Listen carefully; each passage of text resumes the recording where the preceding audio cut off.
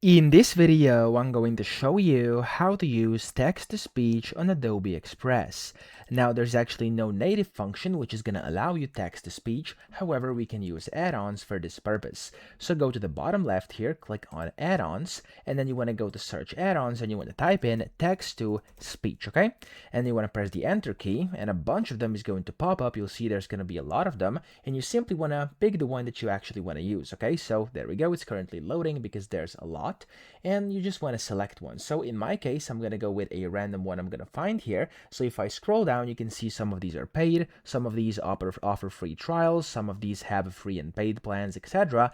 You want to find one which says, of course, makes kind of realistic speech according to your text or whatever. I'm just going to go with this one because I see it has a free plan as well. So I'm just going to click on the add button and I'm going to click on the add button again.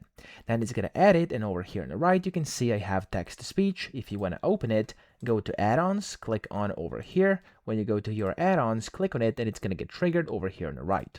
Now go and type in your script. So I'm just going to type in hello there viewer like this.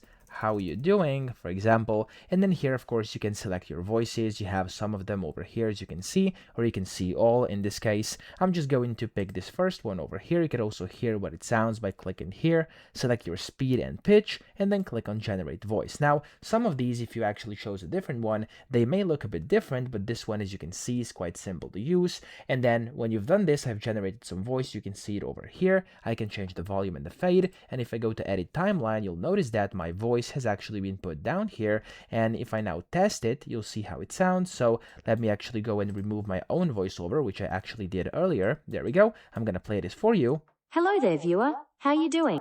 Okay, so as you can see, of course, it actually did text-to-speech. So that's essentially how you can do it using add-ons. Super simple. I hope this video helped you out. If it did, please subscribe to the channel and help me out as well.